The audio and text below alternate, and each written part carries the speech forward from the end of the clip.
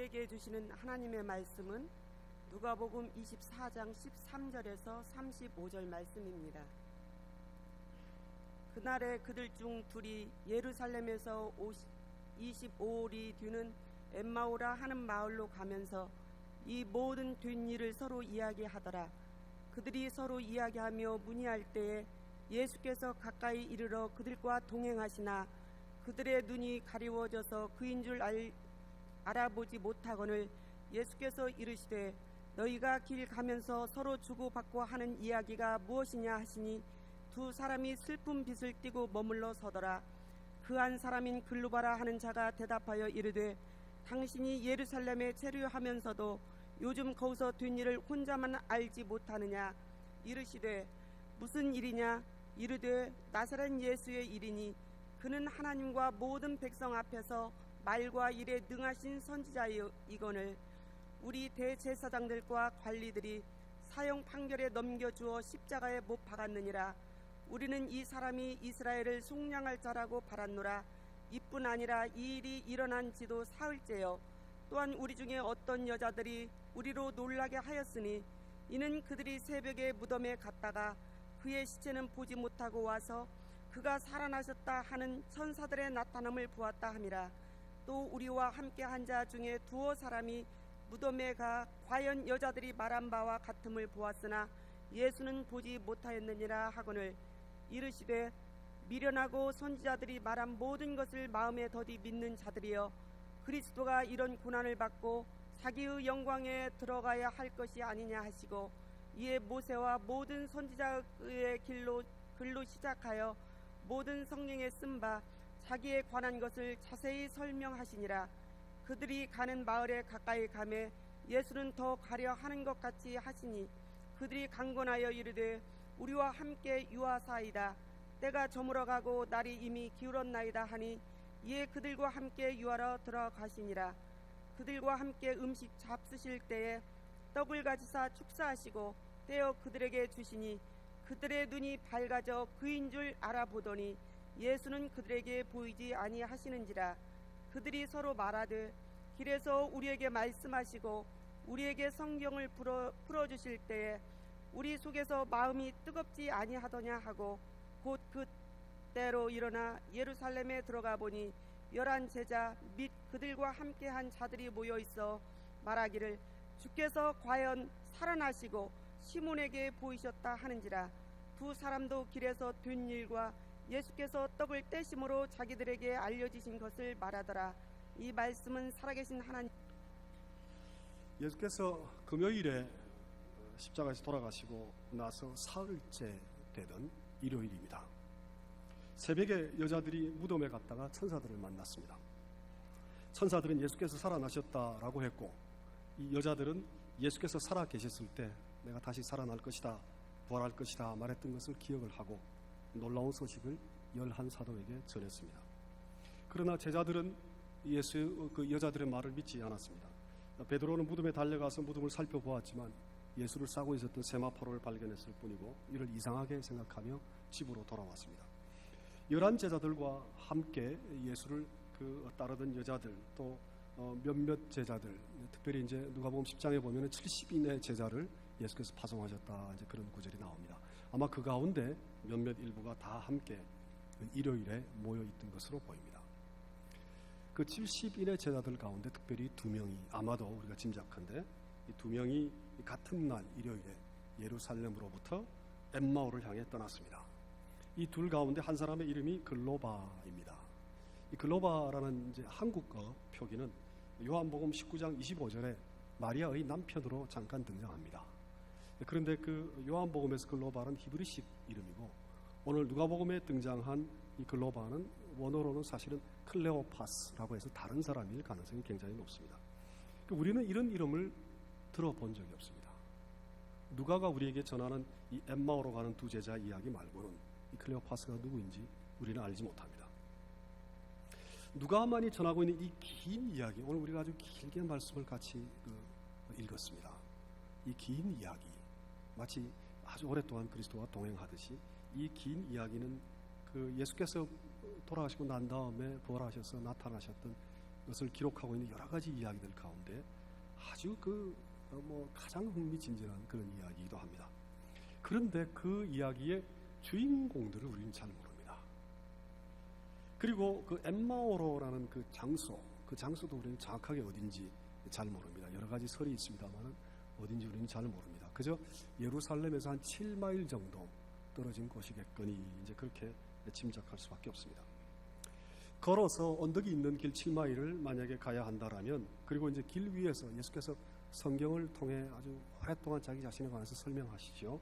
그것을 우리가 다 고려한다라면 아마도 오후에 한두 시경에는 예루살렘을 출발한 것으로 보입니다.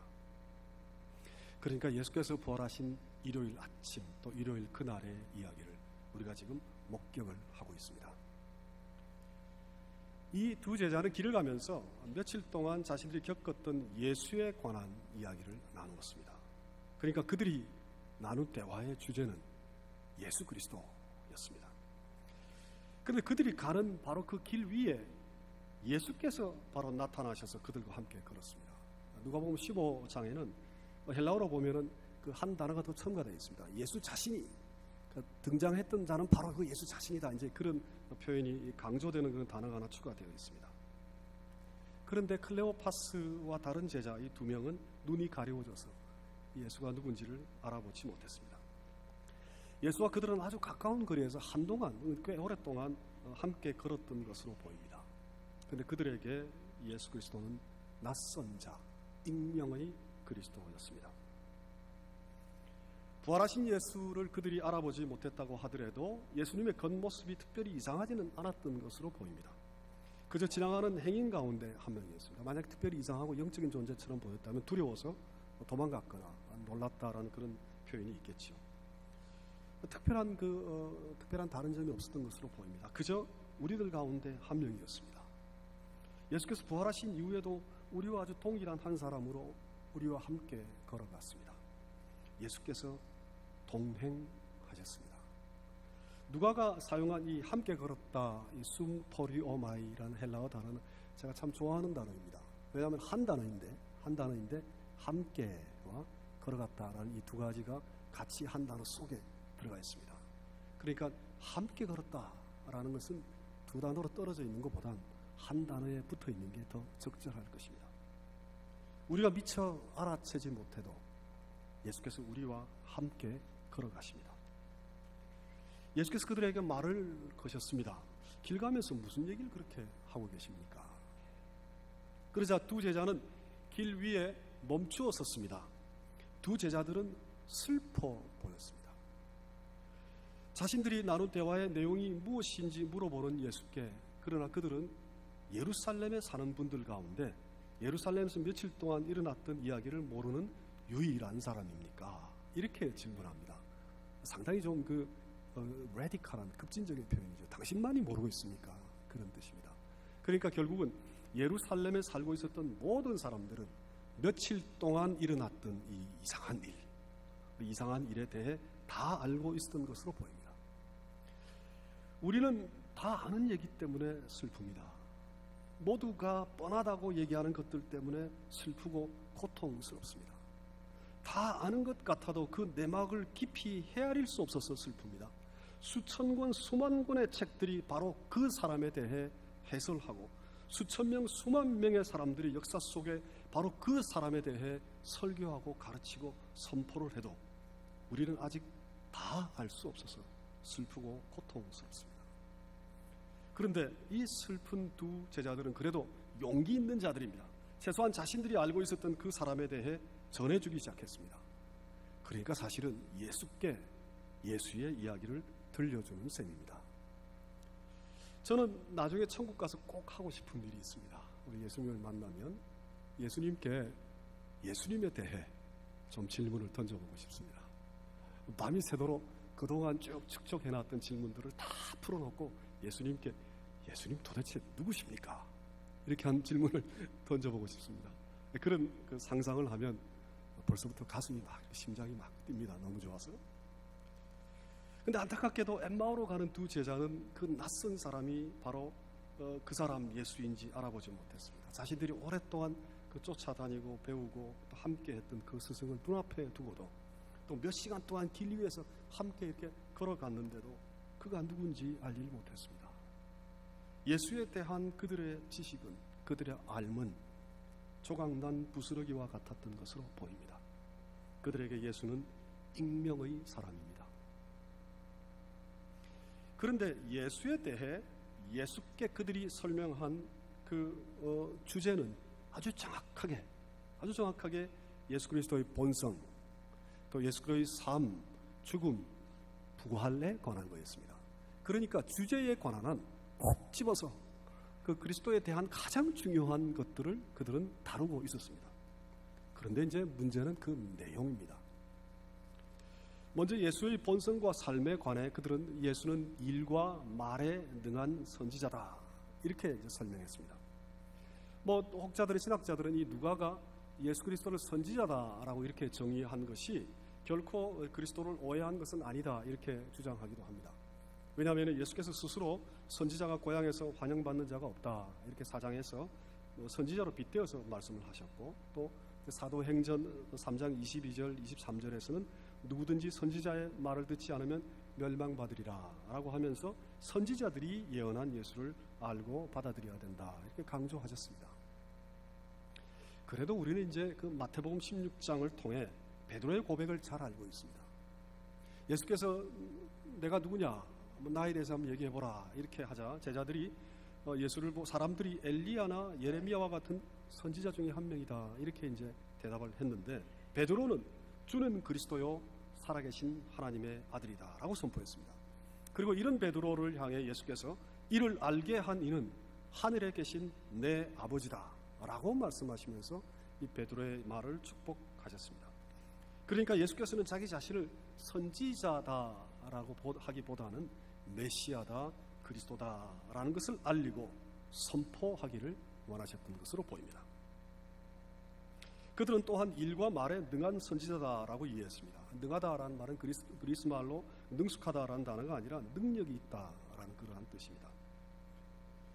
물론 말로 귀신을 쫓아내고 말로 죽은 자를 살리신 그 말은 분명히 능력이 있는 말입니다. 우리는 말의 결과를 상당히 좋아하죠. 그러나 그 말로 선포하신 하나님 나라의 내용이 사실 훨씬 더 중요합니다. 예수 그리스도는 하나님 나라를 이 땅에 선포하고 이루어가기 위해서 오셨습니다. 예수의 제자들이 예수의 삶을 올바로 이해하고 해석하는 것, 그것은 결코 쉬운 일이 아니었습니다. 심지어 예수님의 삶을 이제 잘 선포하고 있는 신약 성경을 다 우리가 물려받은 그런 그 교회조차도 2000년의 기독교 역사 가운데 예수님을 올바로 이해하려고 많이 노력을 했지만 예수님의 삶에 대해서는 언급조차 하지 않는 경우가 참 많았습니다.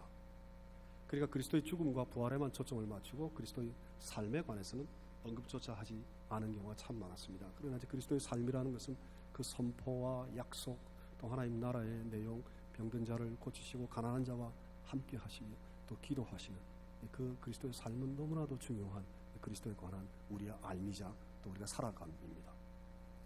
근데 대표적인 것이 우리가 늘 암송하는 그 사도신경인데, 그 사도신경에 보면은 예수께서 태어나셨다가 그리고 바로 죽습니다. 그러니까 그리스도의 삶에 관한 얘기가 사도신경에 빠져 있습니다.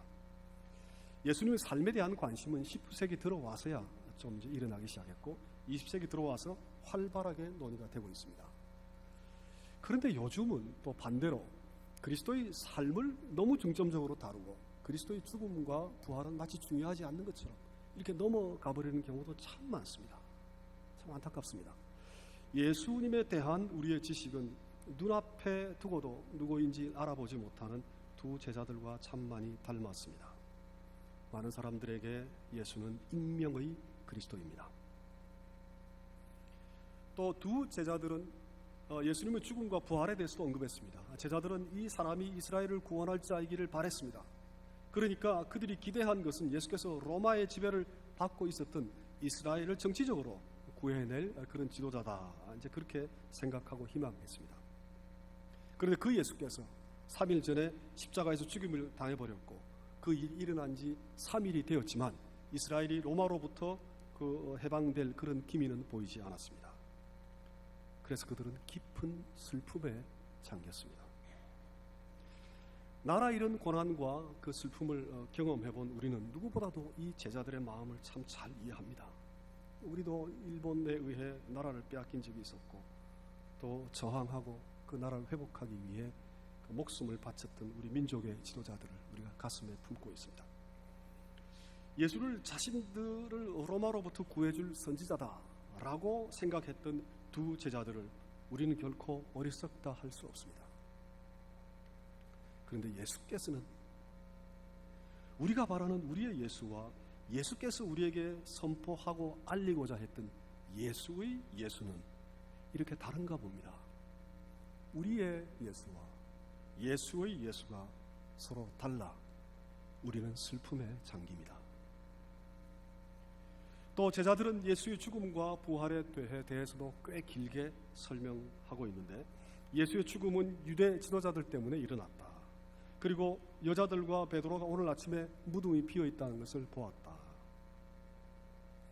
그러니까 이 두 제자들이 그 그리스도의 죽음과 부활에 대해 설명한 것, 이것은 무언가 발생했던 역사적 사실에 관한 이야기입니다.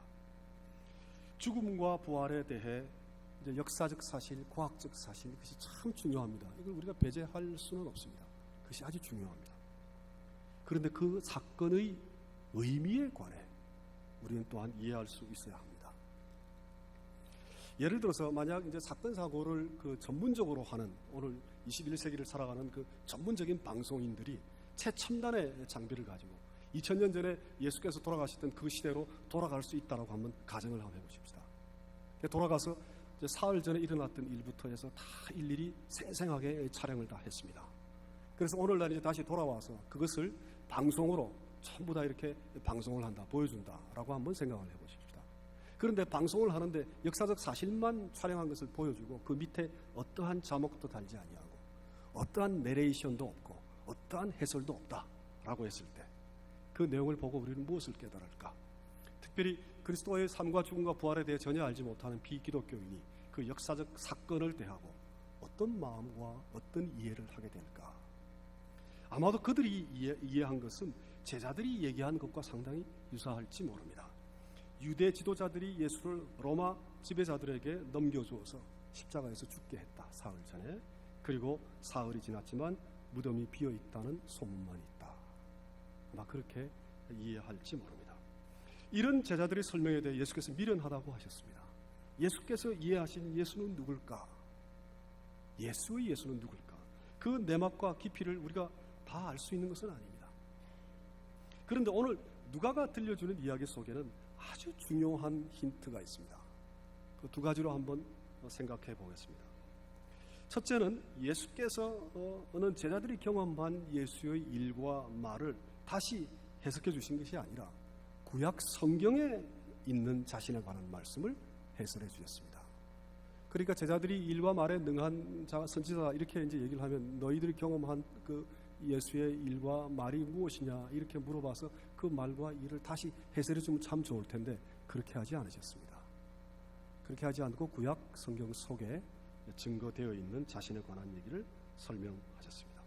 그리고 모세와 모든 선지자 그리고 모든 성경이 쓴바라고 하면서 구약의 몇몇 구절이 아니라 여러 모든 성경이 그리스도에 관해서 앞서서 선포하고 있다라는 것을 언급하셨습니다. 예수가 과연 누구신가를 우리가 이해하려 할 때 우리의 경험이 소중합니다. 우리의 경험이 아주 중요합니다. 우리가 직접 예수 그리스도를 만나서 예수와 점점 더 연합되어가는 과정 속에 살아갑니다. 그런데 엄밀하게 얘기를 하자면 사실은 우리가 만난 예수도 결국은 성경에서 선포하고 있는 예수 그리스도의 그 내용을 사실은 우리가 만나는 것입니다. 만약 하나님이 이 특별한 계시, 즉 성경을 통해 우리에게 그리스도를 알려오시지 않는다면 우리가 예수를 올바로 알고 이해할 수 있는 길은 전혀 없습니다. 따라서 예수 그리스도를 만날 수도 없습니다. 성경 바깥 그 어디에도 그리스도에 관한 얘기가 없기 때문입니다. 온전한 그런 여러 가지 다양한 얘기들이 유대 역사학자 조세푸스가 그리스도에 관한 잠깐 그 기록을 한 것들이 있는데 아주 빈약합니다. 그 내용이 아주 짧습니다. 간혹 꿈과 환상 속에 예수를 만나는 경험을 하기도 합니다. 아주 다 소중한 경험들이죠. 그런데 그 경험이 사실은 어떤 것을 토대로 해서 우리가 그 경험을 하는가? 성경 속에 선포된 그리스도를 우리가 알고 만나고 경험해서 그걸 토대로 사실은 우리 꿈과 환상 속에 그리스도를 만나기도 합니다. 그러니까 우리의 경험이 의미 있는 경험이 되려면 성경에서 선포하는 예수 그리스도를 온전히 이해해야만 합니다. 우리의 경험은 부분적이고 임시적이지만 성경은 인간의 경험을 압도합니다. 둘째로 예수께서는 그리스도가 고난을 받고서 영광에 들어가야만 하는 것은 아니냐라고 이렇게 자기가 해설할 그리스도에 관한 제목을 먼저 달고 시작하셨습니다. 예수 당시에 대부분의 유대인들은 메시아 그리스도가 고난을 받아야 한다라는 것, 그리고 고난 이후에 부활의 영광으로 들어간다라는 걸 잘 알지 못했을 것입니다. 그러니까 그리스도가 고난을 받아야 한다라는 것, 그것이 가장 중요하다라고 이렇게 콕 집어서 예수께서 설명하셨습니다. 그래서 예수께서 어떤 성경 말씀을 구약에서 찾아서 이들에게 설명했을까는 나오지 않습니다만 우리가 여러 가지 추측을 해볼 수 있습니다. 예를 들어서 시편 22편 하나님이 어찌하여 나를 버리시나이까, 그리고 이제 시편 그 22편 그 다음에는 뼈가 녹는 듯한 그 십자가의 고난을 아주 생생하게 묘사한 그런 말씀들이 있습니다. 아마 그 말씀을 가지고 그리스도의 고난을 설명해 줄 수도 있습니다.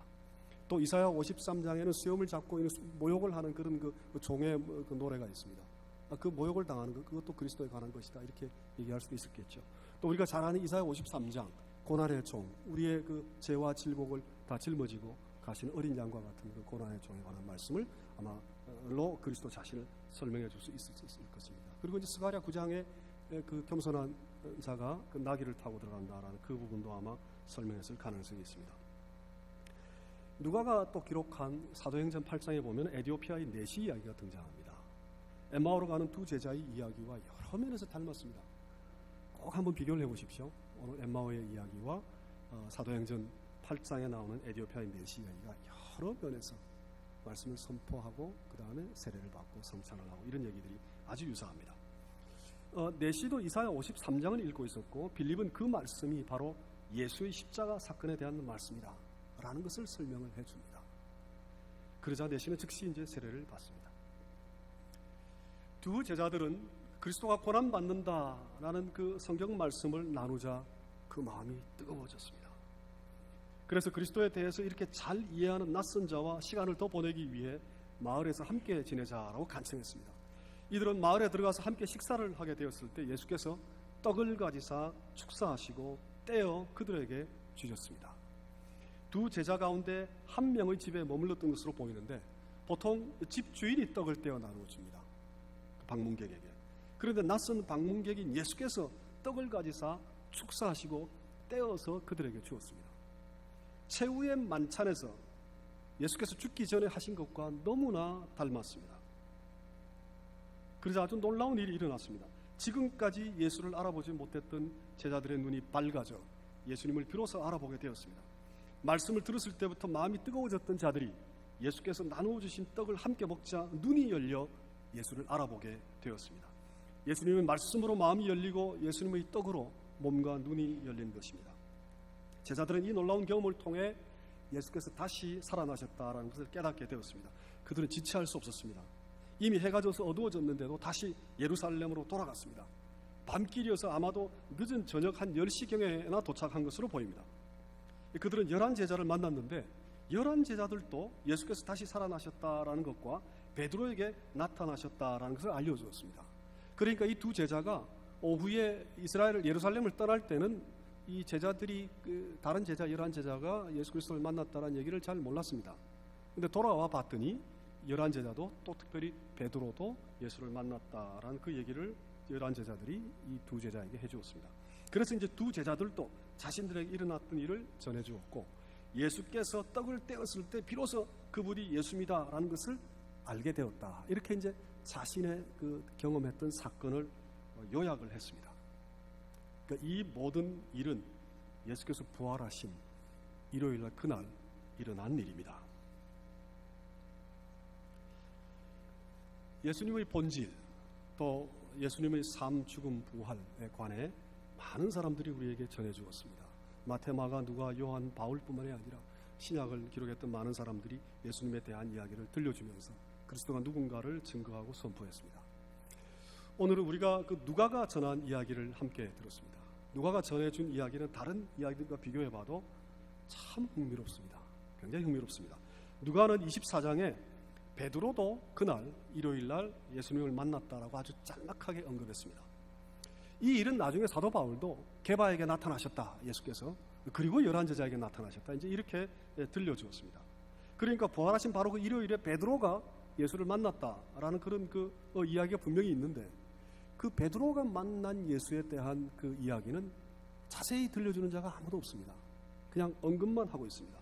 그 대신에 누가는 엠마오로 가는 이 이름도 잘 알지 못하는 두 제자들과 예수 그리스도에 만났던 얘기를 아주 길게, 아주 자세히 들려주었습니다. 그러니까 예수님의 그 이야기를 기록하는 그 누가가 보기에 베드로와 예수가 만났다는 그 일보다 이 두 제자가 예수 그리스도를 만났다는 이 이야기가 훨씬 더 중요했던 것으로 보입니다. 왜 그럴까요? 베드로가 훨씬 더 중요한 인물인데, 우리가 알고 있기로는 베드로는 예수를 만났다는 얘기, 그 얘기만 언급을 하고 넘어가 버립니다.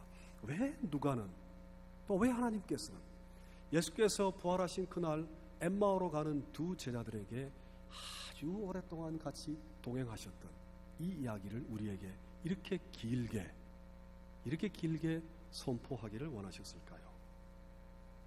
누가는 아마도 예수께서 부활하신 바로 오늘 예수께서 하신 일의 깊은 뜻을 누구보다도 잘 이해했던 것으로 보입니다. 예수께서는 여자들과 제자들에게 무덤이 비어 있다는 것을 알려주신 후에 엠마오로 가는 두 제자들을 기다, 그리고 그들에게 성경이 증거하는 그리스도에 관해 증거하셨습니다. 그리고 그들의 집에 방문하셨습니다. 그리고 식사까지 함께 하셨습니다. 그러니까 시간적으로 볼 때도 정말 아주 오랫동안 엠마오로 가는 두 제자들과 함께 하셨습니다.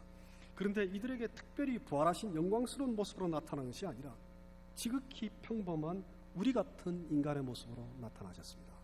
물론 식사하고 떡을 대고 난 다음에 눈앞에서 안 보이게 사라지셨죠. 부활의 영광이 그 속에 있습니다. 부활의 영광이. 그러나 그 이전까지는 부활하신 후에도 우리하고 아주 유사한 한 사람으로, 낯선 사람으로 이렇게 나타나셨습니다. 제자들은 이 낯선 사람과 오랫동안 동행했지만 특별히 이상한 점을 발견하지 못했습니다.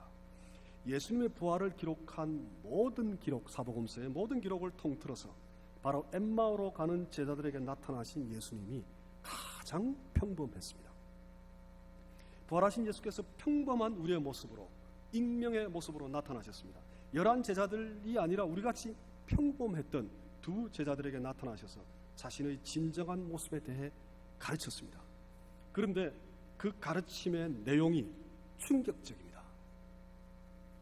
메시아는, 그리스도는 고난을 당한다. 인간의 이 사고를 혁명적으로 뒤집어 놓은 그런 이야기입니다. 두 제자들은, 그리고 우리들은 그 뜻이 하도 심오해서 하나님이 그리스도 안에서 고난을 당한다라는 걸 잘 이해하지 못합니다. 그러나 마음이 뜨거워졌습니다. 사흘 전에 십자가에서 고난당하고 죽은 바로 그 자가 그리스도일 수도 있다라는 이 놀라운 사실로 인해 우리는 마음의 깊은 감동에 휩싸이게 되었습니다. 심지어 함께 식사를 하실 때에 최후의 만찬에서 제자들에게 하신 말씀을 그대로 다시 하십니다. 즉 최후의 만찬에서 제자들과 함께 하셨던 바로 그 동일한 그 예수께서 엠마오로 가는 두 제자를 만나셨습니다. 심지어 부활 후에도 동행과 가르침과 식사를 함께 하시는 예수님에게서 우리와 동일한 인간으로 성육신한 바로 그 신비의 모습을 발견합니다. 부활의 영광도 그리스도에게서 성육신의 신비를 앗아가지 못했습니다. 영광된 몸으로 다시 부활하긴 하셨지만 부활의 영광도 그리스도에게서 성육신의 신비를 앗아가지 못했습니다. 그러나 예수님의 겉모습만 보고 예수 그리스도가 누구인지를 잘 알지 못하는 자들이 많습니다. 우리는 이런 우리의 이런 무지를 예수께서 미련하다 하셨습니다. 예수님은 자신의 참모습을 성경을 통해 가르치기를 원하셨습니다. 예수님은 고난을 통해 영광으로 들어가는 메시아입니다. 고난을 통해 영광으로 들어가는. 그런데 사흘 전에 십자가에서 죽었던 바로 그 사람 속에 많은 사람들, 대부분의 사람들, 제자들조차도 신적 영광을 발견하지 못했습니다. 인간이 예상하는 하나님, 인간이 선호하는 하나님은 영광 위에 영광만을 더하는 존재여야 합니다. 고난을 통해 영광으로 들어가는 것은, 그런 하나님은 우리가 상상하는 하나님도 아니고 우리가 원하는 하나님도 아닙니다. 고난의 그리스도는 인간에게 감추어진 익명의 그리스도입니다. 우리가 십자가를 우리의 장미로 장식하기를 원하거나 우리가 십자가를 우리의 혜택을 바라는 그 장소로 치환해버리거나 우리가 십자가를 우리의 영생의 선물로 바꿔버릴 때, 그때마다 그리스도는 우리가 알아볼 수 없는 익명으로 계속 남아 계실 것입니다. 이 익명의 그리스도는 그러나 우리들과 함께 계속 있기를 간절히 원하셨습니다. 예수의 예수는 우리와 함께 있기를 원하시는 예수입니다. 오죽했으면 죽기 바로 직전에 최후의 만찬을 제자들과 함께 하시며 자신의 몸과 피를 제자들이 먹고 마시기를 원하셨습니다. 받으라, 이것은 내 몸이다. 이 잔은 내 피로 세운 새 언약이다. 우리 곁에 늘 계셨던 임마누엘 하나님이 죽음을 통해 이제 우리 안으로 들어오신 것입니다. 그리고 심지어 부활 후에도 눈이 어두워져 자신을 알아보지 못하는 제자들에게 떡을 떼시면서 자신을 드러내셨습니다. 그때 제자들은 눈이 밝아져 예수를 알아보게 되었습니다. 그리고 떡을 뗄 때 예수를 알아보게 되었다라고 다른 제자들에게, 다른 사람들에게 증거했습니다. 그리스도를 만난 자들은 그리스도를 증거하는 자들입니다. 엠마오로 가는 두 제자에게 예수님은 익명의 그리스도로 나타나셨습니다. 최후의 만찬에서 자신의 몸과 피를 나누어 주셨던 바로 그 동일한 예수께서 나타나셨지만 제자들은 이 예수를 알아볼 수 없었습니다. 메시아가 고난당해야만 한다라는 것을 미처 깨닫지 못했기 때문인 것으로 보입니다. 세상 많은 사람들에게 그리스도의 참모습이 알려지지 않았습니다. 그리고 그리스도를 믿고 따르는 많은 사람들도 우리 자신의 욕심으로 그리스도를 왜곡하거나 혹은 지극히 부분적으로만 예수 그리스도를 알고 있습니다. 그리스도를 전문적으로 연구하는 사람들도 한때는 그리스도의 신성과 영광만을 강조하다가 요즘은 역사적 예수, 그리스도의 인성을 더 강조하는 경향이 강합니다.